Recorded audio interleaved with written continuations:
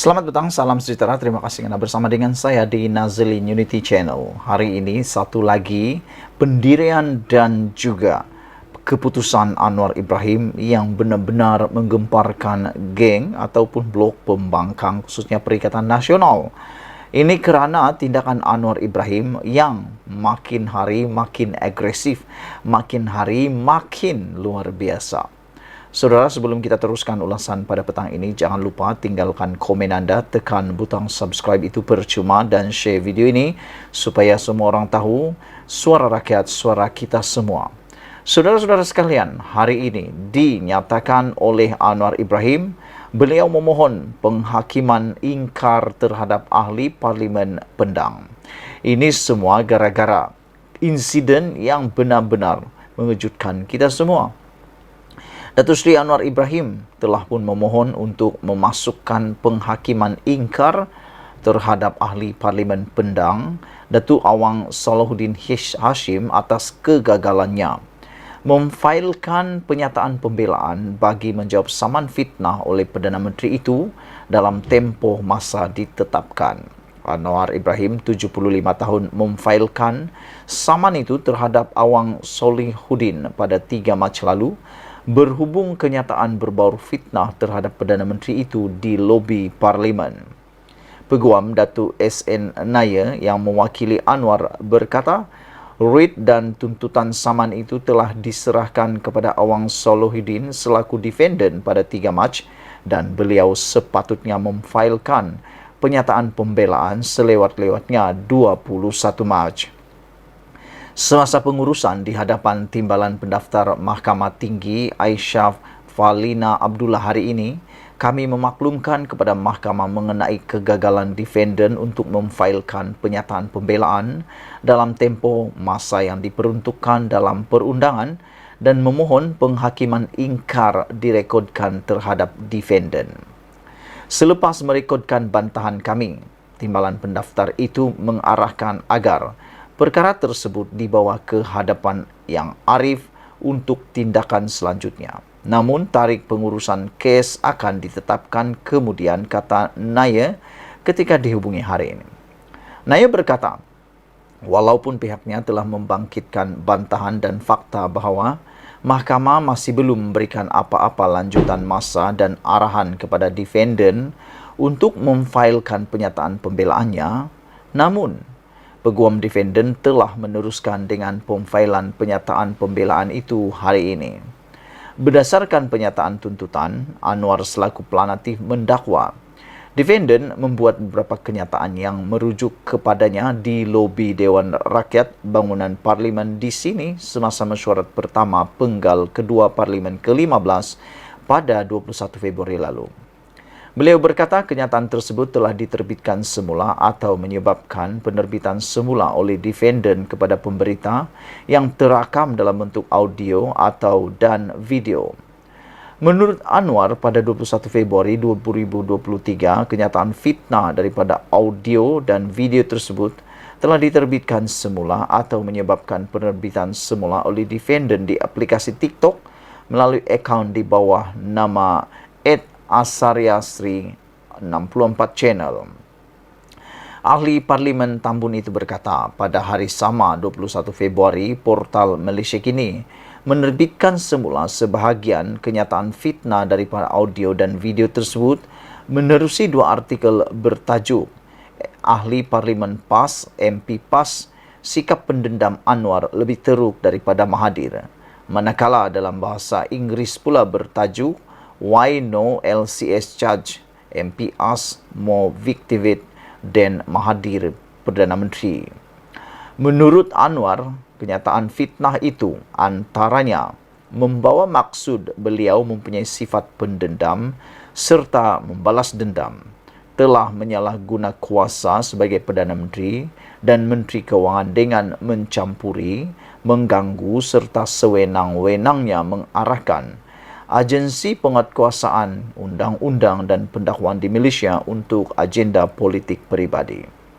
Beliau mendakwa Awang Salahuddin sengaja dan berniat jahat mengucap serta menerbitkan kenyataan fitnah itu untuk menghasut orang ramai serta menimbulkan kebencian pribadi terhadap Planatif yang kini ketua kerajaan perpaduan yang sah dan komited untuk membasmi segala bentuk rasuah.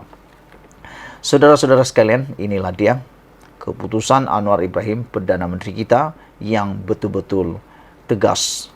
Kita jumpa lagi, ikuti terus ulasan selepas ini. Selamat pagi, salam sejahtera. Terima kasih karena bersama dengan saya di Nazilin Unity Channel. Pagi ini kita dikejutkan pula dengan satu pendedahan daripada mahkamah yang luar biasa. Sebelum kita teruskan, sila tekan butang subscribe untuk mendapatkan isu terkini dari channel ini. Susulan daripada pendedahan penjualan Menara Kuala Lumpur Corporation yang baru-baru ini hangat diperkatakan di seluruh dunia, bahkan seluruh Malaysia, akhirnya pengarah syarikat dituduh cuba sogok Anwar Musa RM7.5 juta. Nak tahu cerita seterusnya? Jangan lupa tinggalkan komen anda, tekan butang subscribe. Baiklah saudara-saudara, seorang pengarah syarikat minta dibicarakan kerana didakwa menawarkan rasuah berjumlah RM7.5 juta sebagai dorongan untuk seorang menteri mempercepatkan cadangan penjualan saham dan pengambil alihan konsesi daripada Menara Kuala Lumpur dan Berhad Menara KL. Pengarah urusan Hydro Shopee Abdul Hamid Sheikh Abdul Razak Sheikh yang syarikatnya telah mengambil alih konsesi itu didakwa menawarkan RM500,000 setahun selama 15 tahun kepada bekas Menteri Komunikasi dan Multimedia Anwar Musa melalui pengarah My Creative Venture Tan Se Le. Mengikut pertuduhan di bawah Seksyen 16 dalam kurungan B Akta SPRM yang dibacakan di hadapan Hakim Mahkamah Seksyen Suzana Husin, tawaran itu dibuat antara Julai dan Ogos tahun lalu di Kementerian Komunikasi dan Multimedia di Putrajaya. Suzana menetapkan ikat jamin sebanyak RM50,000 dan meminta Abdul Hamid melaporkan diri di Ibu Pejabat SPRM di Kuala Lumpur 2 bulan sekali mulai Mei tahun ini sehingga perbicaraan selesai.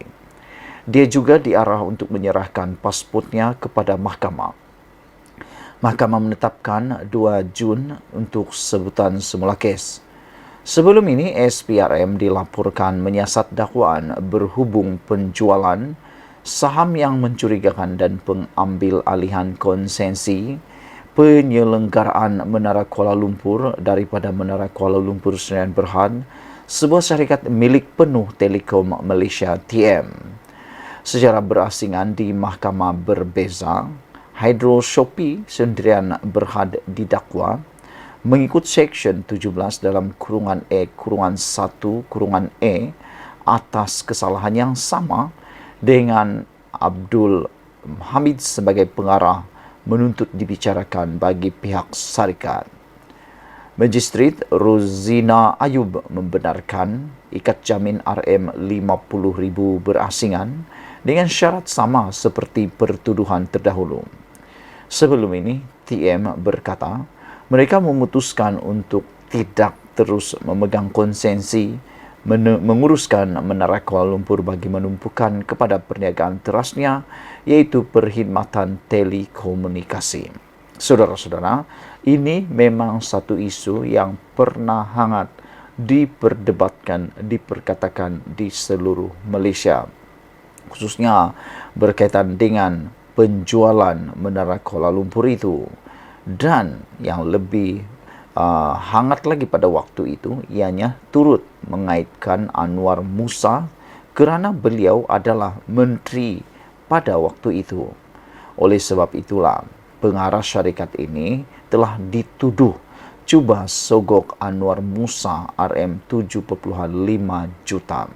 Jumlah yang bukan sedikit. Ini jumlah yang amat banyak dan perlu diperangi habis-habisan.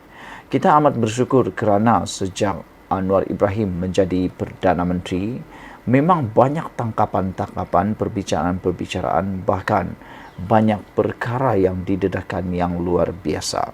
Sekian dulu untuk kali ini. Jangan lupa tinggalkan komen Anda, tekan butang subscribe. Kita jumpa lagi. Bye-bye.